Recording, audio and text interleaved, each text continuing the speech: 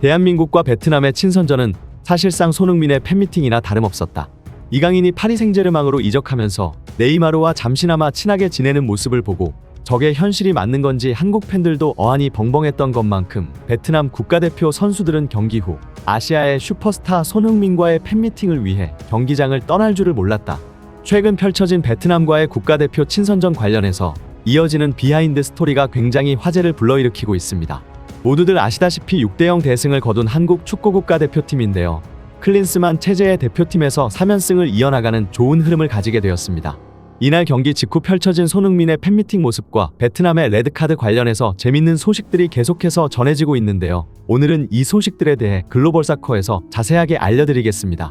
이날 베트남과의 경기가 치러지기 전부터 응오카이라는 베트남 수비수가 손흥민이 출전하지 않을 경우라도 제발 한 번만 만나게 해달라는 요청이 있었다는 보도가 알려지며 평가전이 아니라 손흥민 팬미팅이 개최되는 것이 아니냐는 여론이 있었습니다.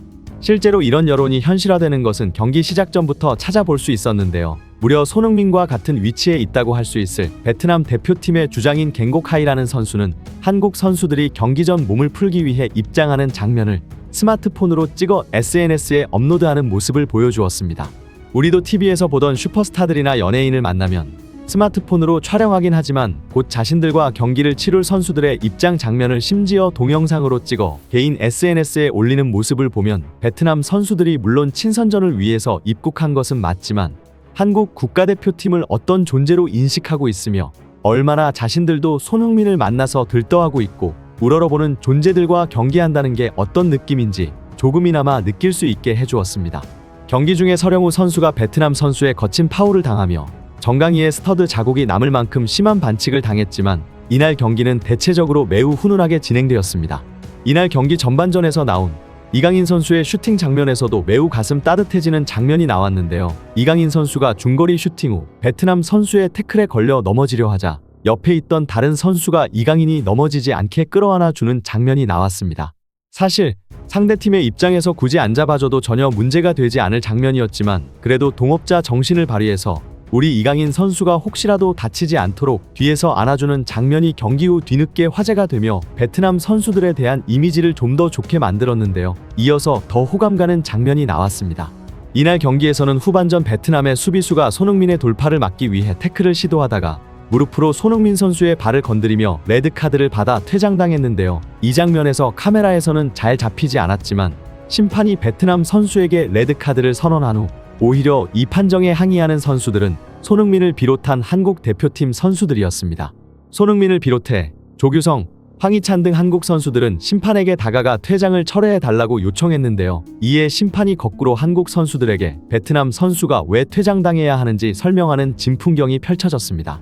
한국 선수들은 이 경기가 타이틀이 걸려있는 매치가 아닌 단순히 서로의 실력을 가늠하기 위한 친선전인 만큼 퇴장을 당하게 되면 서로 제대로 된 연습이 되지 않는다며 카드 철회를 요구했지만 심판의 레드카드 판정은 번복되지 않았습니다. 심지어 이 스토리가 베트남 공식 SNS 계정에도 업로드되며 손흥민은 이 경기에서 매우 아름다운 모습을 보여줬다. 부이호랑 선수가 실수로 레드카드를 받자 손흥민은 오히려 심판에게 다가가 레드카드를 취소해달라고 요청했다. 베트남 선수의 태클은 의도적이지 않았으며 자신을 막다가 우연히 발생한 것이니 판정 번복을 요청한 것이다 라고 보도하며 손흥민과 한국 선수들의 성품에 대해 찬사를 아끼지 않았습니다. 이렇게 훈훈하게 마무리된 베트남과의 친선전이었는데요. 경기 후에도 정말 재밌는 장면들이 계속 나왔습니다. 경기가 마무리된 직후 손흥민의 위험을 느낄 수 있는 모습이 나왔는데 베트남의 모든 선수들이 거의 줄을 서다시피 손흥민 앞에 대기하며 경기 후 악수를 하기 위해 기다리고 있었습니다. 심지어 아시아 선수들답게 대체적으로 머리를 한 대 툭 치는 걸 인사로 치는 유럽 선수들과는 다르게 상당히 공손한 태도로 머리를 꾸벅 숙이며 손흥민과 악수를 나누는 훈훈한 모습을 보여주었습니다. 손흥민 선수의 인성이 훌륭한 점은 이런 장면들에서 유난히 빛나는데요. 뛰어난 팬서비스로도 정평이 난 손흥민 선수이지만 거만한 모습이 아니라 축구 변방 국가의 선수들이 자신을 어떻게 여기고 있을지 분명히 알고 있기에 한 명 한 명 인사를 나눠주는 장면이 인상 깊었습니다. 재밌는 장면은 여기서 끝이 아닌데요. 어찌 보면 사실상 손흥민 선수의 팬미팅이었던 만큼 당연하게도 팬사인회가 열렸는데요. 흥미로운 장면은 여기서 토트넘의 유니폼이 등장합니다.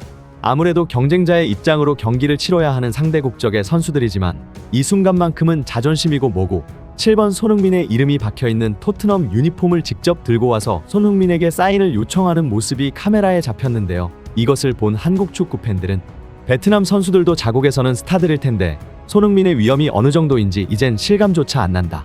사실 이제는 죽을 때까지 저 베트남 선수들도 손흥민을 TV로만 볼 수 있을 텐데 지금 아니면 평생 못 만나는 만큼 자존심이고 뭐고 사인이라도 받아가는 게 그들에겐 이득이다. 박항서 감독 이후 베트남의 국가대표 주전들은 대부분 물갈이 되며 어린 선수들 위주로 구성되어 있는데 어린 시절부터 프리미어리그를 보고 자랐다면 20대 초반의 선수들이 손흥민을 보고 사인이나 사진을 참는 게 더 비현실적이다 라는 반응을 보이고 있습니다. 한편 매우 부정적으로 형성되어 있는 국가대표팀 클린스만에 대해 이런저런 이야기들이 전해지고 있는데요. 대표적으로 조규성 선수의 인터뷰가 화제를 불러일으키고 있습니다. 조규성 선수는 최근 한 매체와 진행한 인터뷰에서 클린스만 감독은 역대 모든 국가대표팀 감독들 중에 선수들을 가장 편하게 만들어준다. 심지어 벤투 시절보다 선수단의 분위기는 자유롭고 밝은 상황이며 손흥민이 주장으로서 어떠한 요구를 하든 100% 오케이 사인을 내준다.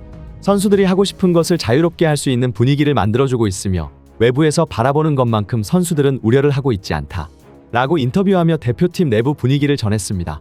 심지어 김민재 선수도 베트남과의 평가전 이후 기자단과 진행된 인터뷰에서 솔직히 지금까지 대표팀 감독님들 중에 여론이 좋았던 감독님은 없었습니다.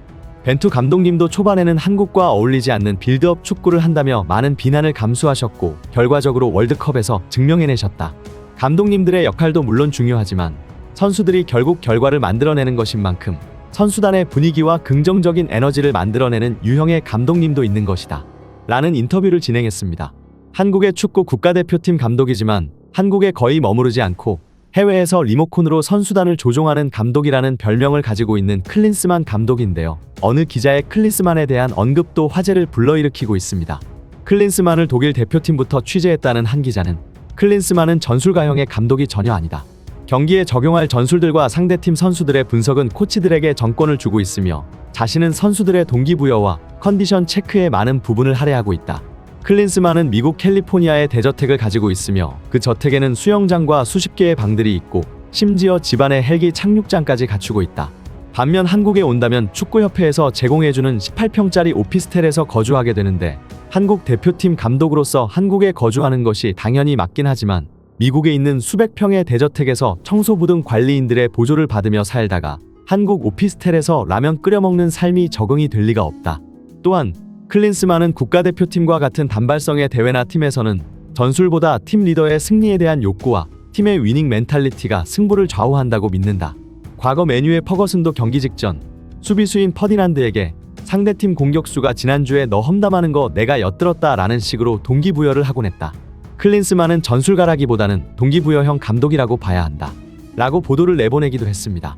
이 기자의 클린스만에 대한 평가에 대해서 여러분은 어떻게 생각하시나요? 각자의 의견 댓글로 남겨주시면 감사하겠습니다.